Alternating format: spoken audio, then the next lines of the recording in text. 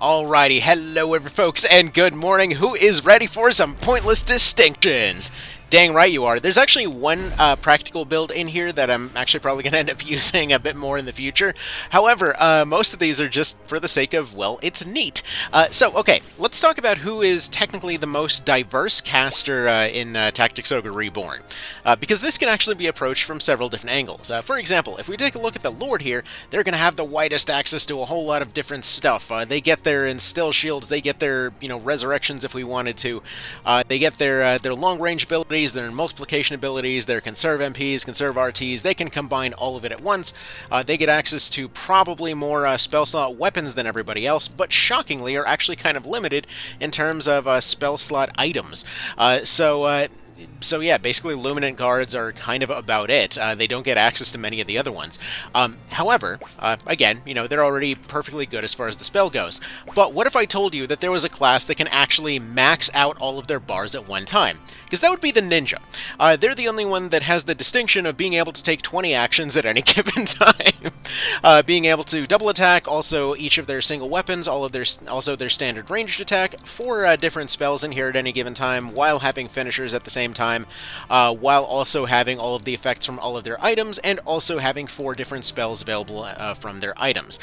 So having 2 different missile abilities over here, because the 1HKs love their free spell slots. They actually come with full stacks of 3, and I think in one case even 4 for all of those. They've got the Paralytic Wave, they've got their Boon of Swiftness. Now, that being said, this is neat, this is definitely very, very diverse, but it definitely doesn't serve a whole lot of practical function.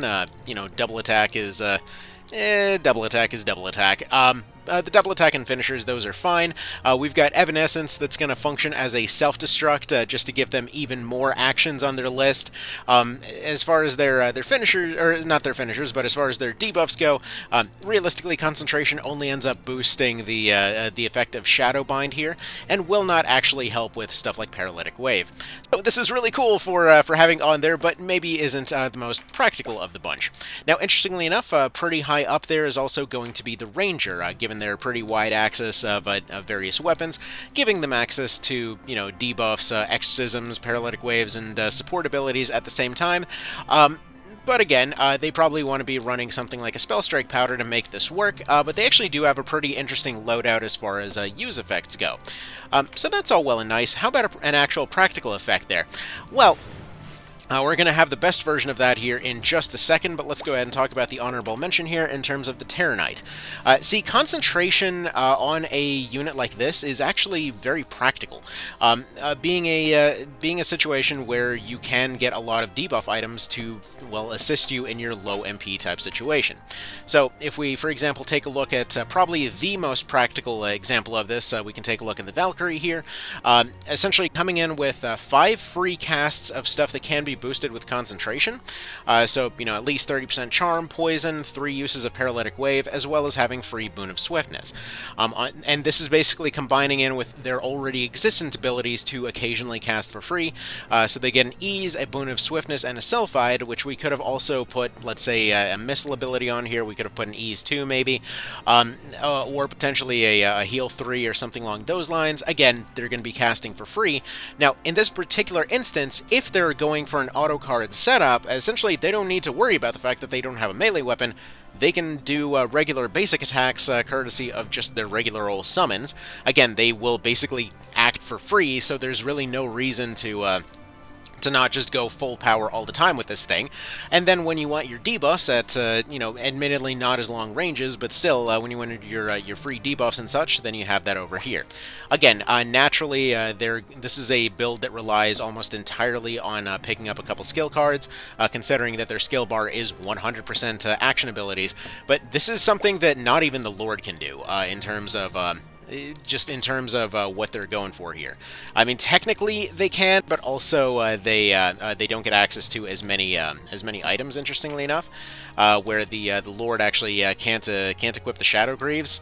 They can equip the Luminans, but they can't equip the Shadow Greaves here. So technically, they are one step above the Lord as far as all this stuff goes. A lot of the rest of the stuff, you can go and make technically more practical use of.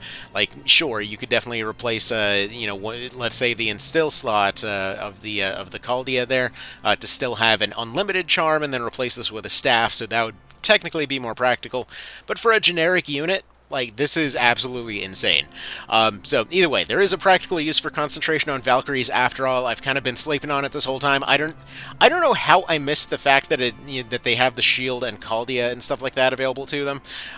So yeah, just kind of a nice build there. Like, as far as late game caster builds go, it's really solid in their hands. And then another honorable mention here is going to be the Caldia Terranite here. So one of the main issues of the Terranite caster setup, aside from range considerations, this actually probably would be better off using something like the Sagara to replace one of these right here, so that they still have that range. But one of the unfortunate considerations of the Terranite is that they're always going to have a bit of a lack of MP. They can hit stuff. Again, even a Cudgel looking for a stun will still generate MP when attacking. But in their particular case, even though their costs are fairly low, they typically will have a hard time funding that for a little bit, whereas having this many free debuffs is going to be pretty darn legit. And remember, 30% is 30%, so, eventually some of those are going to hit. Typically, it oftentimes feels like it's 50% more than 30%. So in their hands, they are not giving up their finishers whatsoever, still having access to those hammer finishers from the Caldia, which is going to give them some big punish access if they end up having free MP, or if they end up having leftover MP. It might be worth considering something like a glass pumpkin for something like this, actually. But they still will be able to do their Lament and Rampart combo for going and netting stuff in, concentration for those debuffs. They will have sustainable access to Paralytic Wave and Sleep, but they have multiple free spells here when it comes to their Paralytic Wave and such. And additionally, they get access to Charm through this.